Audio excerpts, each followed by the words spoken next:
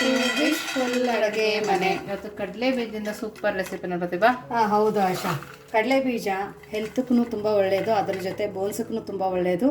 ಮಕ್ಕಳಾಗಲಿ ದೊಡ್ಡವರಾಗಲಿ ಚಿಕ್ಕವರಾಗಲಿ ಎಲ್ಲ ಏಜ್ ಗ್ರೂಪ್ಗೂ ಬೇಕಾಗಿರುವಂಥ ನ್ಯೂಟ್ರಿಷನ್ಗೋಸ್ಕರ ಇವತ್ತು ತುಂಬ healthy, high protein, high fibre, ಅದ್ರ ಜೊತೆ ವಿಟಮಿನ್ ಬಿ ಇರೋವಂಥದ್ದು ಒಂದು ಹೆಲ್ದಿ ರೆಸಿಪಿನ ತೊಗೊಂಡು ಬಂದಿದ್ದೀವಿ.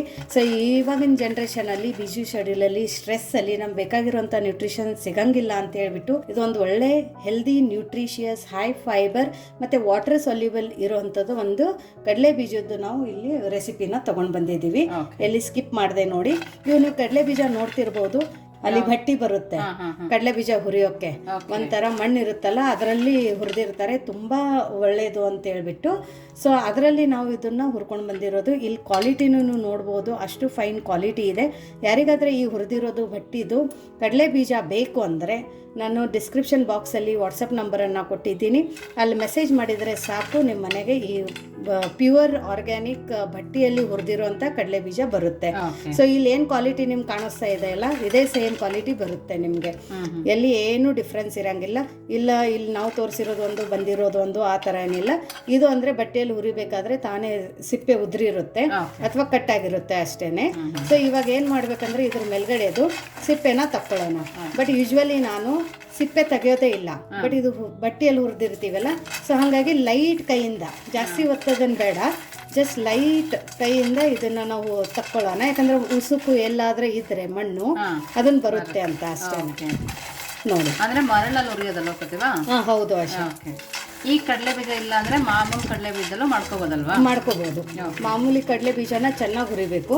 ಇವಾಗ ನಿಮ್ಗೆ ನಾನು ಡಿಫ್ರೆನ್ಸ್ ಕೂಡ ತೋರಿಸ್ತೀನಿ, ಕಡಲೆ ಬೀಜ ಪ್ಯೂರು ಆರ್ಗ್ಯಾನಿಕ್ ಯಾವ ಥರ ಅಂತಾನು ನಾನು ನಿಮ್ಗೆ ತೋರಿಸ್ತೀನಿ. ಯಾಕಂದರೆ ಆರ್ಗ್ಯಾನಿಕ್ ಏನು ನಾವು ಒಂದು ಕಡಲೆ ಬೀಜ ಇರುತ್ತಲ್ಲ ಆಶಾ, ಈ ಥರ ಬಟ್ಟೆಯಲ್ಲಿ ಹುರ್ಕೊಂಡು ಬಂದಾಗ ಇದಕ್ಕೆ ಎಣ್ಣೆ ತುಂಬ ಚೆನ್ನಾಗಿ ಬಿಡುತ್ತೆ. ಸೊ ಆ ಡಿಫ್ರೆನ್ಸು ಕೂಡ ನಾನು ನಿಮಗೆ ತೋರಿಸ್ತೀನಿ ನೋಡಿ. ಈ ಥರ ಲೈಟಾಗಿ ಸುಮ್ಮನೆ ಮೇಲ್ಗಡೆ ಎಲ್ಲಾದರೆ ಉಸುಕಿ ಇರುತ್ತೇನೋ ಅಂತ ಹೇಳ್ಬಿಟ್ಟು ನಾನಿದು ಲೈಟಾಗಿ ಸಿಪ್ಪೆನ ತಗೊಂಡು ಬಂದಿರೋದು. ಎಲ್ಲದನ್ನು ನಾನು ನೀಟಾಗಿ ಸಿಪ್ಪೆ ತಕ್ಕೊಳ್ಳಲ್ಲ, ಯಾಕಂದರೆ ಸಿಪ್ಪೆಯಲ್ಲಿ ಕೂಡ ನ್ಯೂಟ್ರಿಷನ್ ಇರುತ್ತೆ. ಸೊ ಹಾಗಾಗಿ ಇವಾಗ ಇದೊಂದು ಹುಚ್ಚಿದೆಯಲ್ಲ ಅಶ ಸಿಪ್ಪೆ, ಇದನ್ನು ಕ್ಲೀನ್ ಮಾಡ್ಕೊಂಡು ಬರೋಣ ನೋಡಿ. ಈ ಥರ ಸಿಪ್ಪೆನ ತಕೊಂಡು ಬಂದಿರೋದು. ಸೊ ಇನ್ನೊಂದಂದರೆ ಎಲ್ಲಾದರೆ ಕರಿ ಕರಿ ಅನ್ನಿಸ್ತಾ ಇದೆ, ಹೆಂಗೆ ಮಾಡೋದು ಅಂತ ಅನಿಸಿದರೆ ನಮ್ಮ ಹತ್ರ ತೊಗೊಂಡಿರೋದು ಕಡಲೆ ಬೀಜ ನೀವೊಂದು ಸ್ವಲ್ಪ ಬಟ್ಟೆಯಿಂದ ಕೂಡ ಒರೆಸ್ಕೋಬೋದು. ಬಟ್ ಈ ಥರ ಹುರಿದಿರೋದೇ ಕೊಡೋದ್ರಿಂದ ಇದನ್ನು ನೀವು 1 ತಿಂಗಳು 2 ತಿಂಗಳು ಇಟ್ಟಿದ್ರೂ ಏನೂ ತೊಂದರೆ ಇಲ್ಲ. ಸೊ ಯೂಸ್ ಮಾಡ್ಕೋಬೋದು. ಸೊ ನೋಡಿ ಇವಾಗ ಇದು ಸಿಪ್ಪೆ ಈ ಥರ ತಗೊಂಡು ಬಂದಿವಲ್ಲ ಆಶಾ, ಇವಾಗ ನೆಕ್ಸ್ಟ್ ಏನು ಮಾಡೋದು ಅಂತ ನೋಡೋಣ ನೋಡಿ. ಇವಾಗ ಇಲ್ಲಿ ಒಂದು ಅರ್ಧ ಕಪ್ಪದಷ್ಟು ಬಾದಾಮನ್ನ ತೊಗೊಂಡಿರೋದು. ಸೊ ಬಾದಾಮ್ ಕ್ವಾಂಟಿಟಿ ನಿಮ್ಗೆ ಎಷ್ಟು ಬೇಕಷ್ಟು ಹಾಕೋಬೋದು. ಸೊ ಇದು ಬಾದಾಮು ಕೂಡ ಆಶಾ, ಇದರಲ್ಲಿ ತುಂಬ ಜಾಸ್ತಿ ವಿಟಮಿನ್ಸು ಇದ್ದಾವೆ, ಅದ್ರ ಜೊತೆ ಮಿನರಲ್ಲು ಇದೆ ಅಲ್ಲ. ಸೊ ಬೋನ್ಸಿಗೂ ಅದಕ್ಕಿಂತ ಜಾಸ್ತಿ ಇದು ಬ್ರೈನಿಗೆ ತುಂಬ ಒಳ್ಳೆಯದು. ಹೌದು ಬಾದಾಮ್. ಸೊ ಮೀಡಿಯಮ್ ಫ್ಲೇಮಲ್ಲಿ ಇಟ್ಕೊಂಡು ಇದೊಂದು ಸ್ವಲ್ಪ ಬಿಸಿ ಮಾಡ್ಕೊಳ್ಳೋಣ. ಇದೊಂದು ಸ್ವಲ್ಪ ಬಿಸಿ ಆದಂಗೆ ಇದ್ರ ಒಳಗಡೆ ಒಂದು ಅರ್ಧ ಕಪ್ಪದಷ್ಟು ಕಾಜುನ ಹಾಕ್ಕೊಳ್ಳೋಣ, ಕ್ಯಾಶ್ಯೂ ನಟ್. ಸೊ ಎರಡೂ ಈಕ್ವಲ್ ಕ್ವಾಂಟಿಟಿಯಲ್ಲಿ ನಾನು ಹಾಕೊಂಡಿರೋದು. ನೀವು ಬೇಕಂದರೆ ಹೆಚ್ಚು ಕಡಿಮೆ ಹಾಕೋಬೋದು. ಸೊ ಇದನ್ನು ಇವಾಗ ಕಾಜು ಹಾಕೊಂಡ ನಂತರ ಲೋ ಫ್ಲೇಮಲ್ಲಿ ಇಟ್ಕೋಬೇಕು, ಇಲ್ಲಾಂದರೆ ಬೇಗ ಬೇಗ ಸಿಹಿದೋಗುತ್ತೆ. ಇದೇನು ಜಾಸ್ತಿ ಹುರಿಬೇಕಂತೇನಿಲ್ಲ, ಹಸಿ ಅಂಶ ಇರುತ್ತಲ್ಲ ಅದನ್ನು ಹೋಗಬೇಕು ಅಂತ ಹೇಳ್ಬಿಟ್ಟು ಹುರಿಬೇಕು, ಲೈಟಾಗಿ ಬಿಸಿ ಆಗಬೇಕು. ಹೌದು, ಯಾಕಂದರೆ ಇದು 1 ತಿಂಗಳೂ ಹಾಳಾಗಲ್ಲ ಆಶಾ. ಈ ಥರ ಮಾಡ್ಕೊಂಡು ಇಟ್ಕೊಂಡ್ರೆ ಇದ್ರ ಒಳಗಡೆ ಬೇಕಂದವರು ಅಕ್ಸಿ ಬೀಜ ಕೂಡ ಹಾಕೋಬಹುದು, ಪಿಸ್ತಾನು ಹಾಕೋಬಹುದು. ಬಟ್ ಅನ್ಸಾಲ್ಟೆಡ್ ಅಂದರೆ ಇದು ಉಪ್ಪಿರ್ಲಾರ್ದು ಪಿಸ್ತಾ ಹಾಕೋಬಹುದು. ಅಕ್ರೋಡ್ ಇದ್ರೆ ಹಾಕೋಬಹುದು, ವಾಲ್ನಟ್ಟು. ಬಟ್ ಇವಾಗ ನಾನು ಬರೀ ಕಾಜು, ಬಾದಾಮು ಮತ್ತು ಕಡಲೆ ಬೀಜದಿಂದ ಮಾಡ್ತಾ ಇದ್ದೀನಿ. ಸೊ ತುಂಬ ಒಳ್ಳೆಯ ರೆಸಿಪಿ. ಇನ್ನೂ ಯಾರು ನೀವು ನಮ್ಮದು ವಾಟ್ಸಪ್ ಗ್ರೂಪನ್ನು ಜಾಯಿನ್ ಆಗಿಲ್ಲ ಅಂದರೆ ವಿಶ್ ಫುಲ್ ಅಡುಗೆ ಮನೆ ವಾಟ್ಸಪ್ ಗ್ರೂಪ್ ಲಿಂಕನ್ನು ನಾನು ಡಿಸ್ಕ್ರಿಪ್ಷನ್ ಬಾಕ್ಸಲ್ಲಿ ಕೊಟ್ಟಿದ್ದೀನಿ. ಆ ಲಿಂಕ್ ಮೇಲೆ ಕ್ಲಿಕ್ ಮಾಡಿದರೆ ಸಾಕು, ನೀವು ನಮ್ಮ ಜೊತೆ ಕನೆಕ್ಟ್ ಆಗ್ತೀರಾ. ಅದರ ಜೊತೆ ವಾಟ್ಸಪ್ ನಂಬರು ಕೂಡ ಕೊಟ್ಟಿದ್ದೀನಿ ನೋಡಿ. ಇವಾಗಿದು ಚೆನ್ನಾಗಿ ಹುರಿದಿದ್ದೆಲ್ಲ ಆಶಾ, ಇವಾಗ ಇದನ್ನು ತಕ್ಕೊಳ್ಳೋಣ ನೋಡಿ. ಇವಾಗ ಇಲ್ಲೊಂದು ಮಿಕ್ಸಿ ಜಾರನ್ನು ತೊಗೊಂಡಿದ್ದೀನಿ, ಪಕ್ಕಕ್ಕೊಂದು ಪ್ಲೇಟು ಇಟ್ಕೊಂಡಿದ್ದೀನಿ. ಈ ಮಿಕ್ಸಿ ಜಾರ್ ಒಳಗಡೆ ನಾವೇನು ಹುರ್ಕೊಂಡಿದ್ವಲ್ಲ ಬಾದಾಮು ಮತ್ತು ಕಾಜು, ಅದನ್ನು ಹಾಕೊಳ್ಳೋಣ. ಇದು ಆರಿದೆ, ಆರಿದ ನಂತರನೇ ಹಾಕೋಬೇಕು.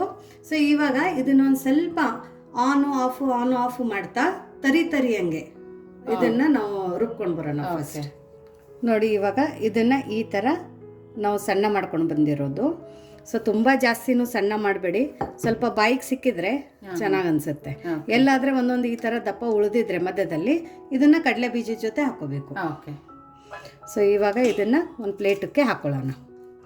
ನೋಡಿ, ಇವಾಗ ಇದೇ ಮಿಕ್ಸಿ ಜಾರಕ್ಕೆ ನಾವು ಇದೇನು ಬಾದಾಮಿ ಉಳಿದಿರುತ್ತಲ್ಲ ಅದನ್ನು ನೋಡಿಬಿಟ್ಟು ಹಾಕೋಬೋದು. ಹಿಂಗೆ ಇದ್ರ ಜೊತೆ ನಾವೇನು ಇದನ್ನು ಸಿಪ್ಪೆ ತಗೊಂಡು ಇಟ್ಕೊಂಡಿದ್ವಲ್ಲ ಕಡಲೆ ಬೀಜ, ಇದನ್ನು ಕೂಡ ಇವಾಗ ಮಿಕ್ಸಿಗೆ ಹಾಕೊಳ್ಳೋಣ.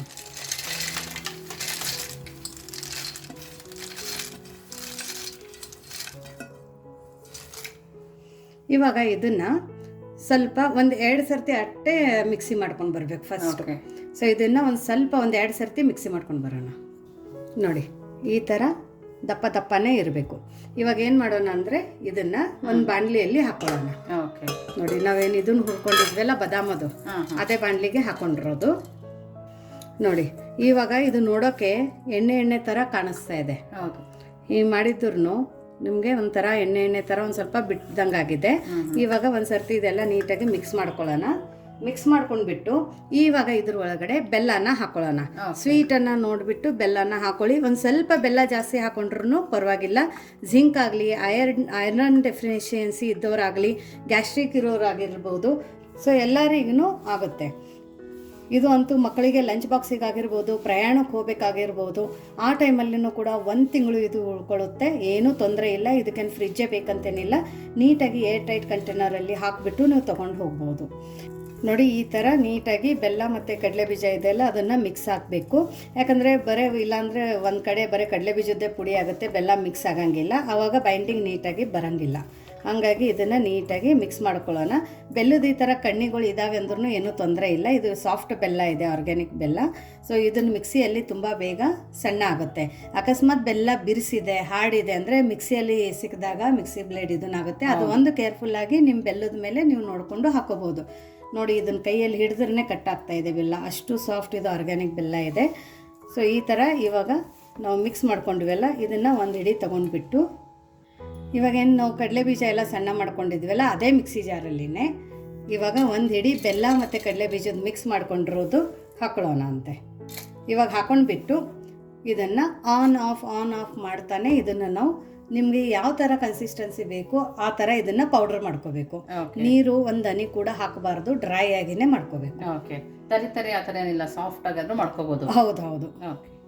ನೋಡಿ, ಇದನ್ನು ಈ ಥರ ನಾನು ಪುಡಿ ಮಾಡ್ಕೊಂಡಿರೋದು ಸ್ವಲ್ಪ ತರಿಯಾಗಿನೇ ಇದೆ. ಇಲ್ಲಿ ನೀವು ನೋಡ್ಬೋದು ಇದ್ರ ಗ್ರೇನ್ಸು. ಇದನ್ನು ಏನು ಮಾಡೋಣ ಅಂದರೆ ಇವಾಗ ಇಲ್ಲೊಂದು ಪ್ಲೇಟ್ ಇಟ್ಕೊಂಡಿದ್ವಲ್ಲ ನಾವು ಬಾದಾಮಿ ಪುಡಿ ಮಾಡಿಕೊಂಡು, ಸೊ ಅದ್ರ ಒಳಗಡೆನೆ ಇದನ್ನು ಮಿಕ್ಸ್ ಮಾಡ್ಕೊಳ್ಳೋಣ. ಮತ್ತು ಉಳಿದಿರೋದನ್ನು ಎಲ್ಲನೂ ಇದೇ ಥರ ಪುಡಿ ಮಾಡ್ಕೊಂಡು ಬರೋಣ.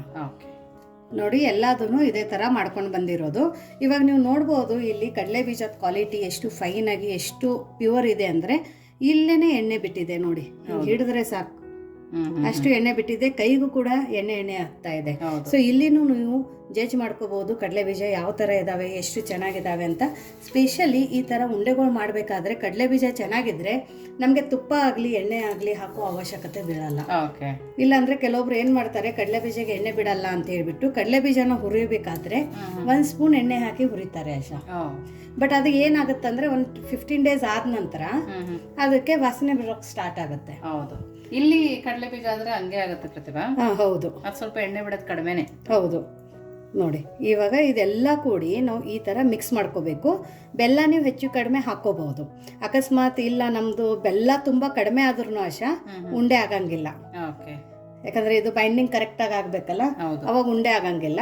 ಸೊ ಹಾಗಾಗಿ ಬೆಲ್ಲನೂ ಕೂಡ 1 ಕಪ್ಪು ಕಡಲೆ ಬೀಜಕ್ಕೆ 1 ಕಪ್ಪದಷ್ಟು ನಾವು ಬೆಲ್ಲ ಹಾಕ್ತೀವಿ. 1 ಕಪ್ ಕಡಲೆ ಬೀಜಕ್ಕೆ 1 ಕಪ್ ಬೆಲ್ಲ. ಹೌದು. ಸೊ ಅದಕ್ಕಿಂತ ಜಾಸ್ತಿ ಸ್ವೀಟ್ ತಿಂತೀವಿ ಅಂದ್ರೂ ಹಾಕೋಬಹುದು. ಬಟ್ ಇಲ್ಲಿ ಡ್ರೈ ಫ್ರೂಟ್ಸ್ ನಾವು ಇದನ್ನ ಹಾಕೊಂಡಿದ್ವಿ ಅಲ್ಲ, ಡ್ರೈ ಫ್ರೂಟ್ಸ್ ಎಲ್ಲ ಹಂಗಾಗ್ಬಿಟ್ಟು 1 ಹಿಡಿ ಜಾಸ್ತಿ ಹಾಕೊಂಡಿದ್ದೀನಿ ಬೆಲ್ಲ. ತುಂಬ ಹೆಲ್ದಿ, ತುಂಬ ನ್ಯೂಟ್ರಿಷಿಯಸ್ಸು. ವಿಟಮಿನ್ ಡೆಫಿಷಿಯನ್ಸಿ ಇದ್ದವರು, ಐರನ್ ಡೆಫಿಷಿಯನ್ಸಿ ಇದ್ದವರು, ಸೊಂಟ ನೋವು ಇದ್ದವರು, ಬೋನ್ಸ್ ನೋವ್ತಾ ಇದೆ ನನಗೆ ಅಂದವರು, ಮತ್ತು ನ್ಯೂಟ್ರಿಷನಲ್ ಅದ್ರ ಜೊತೆ ಹೆಲ್ತ್ ಬೆನಿಫಿಟ್ಸ್ ಕೂಡ ತುಂಬ ಜಾಸ್ತಿ ಇದ್ದಾವೆ. ಇದು 1 ಉಂಡೆ ತಿಂದು ಬೆಳಗ್ಗೆ ಒಂದು ಅರ್ಧ ಗ್ಲಾಸ್ ಹಾಲು ಕುಡಿದ್ರೆ ಸಾಕು, ನಮಗೆ ಕ್ಯಾಲ್ಸಿಯಂ ಡೆಫಿಷಿಯನ್ಸಿನೂ ಕೂಡ ಬರಲ್ಲ.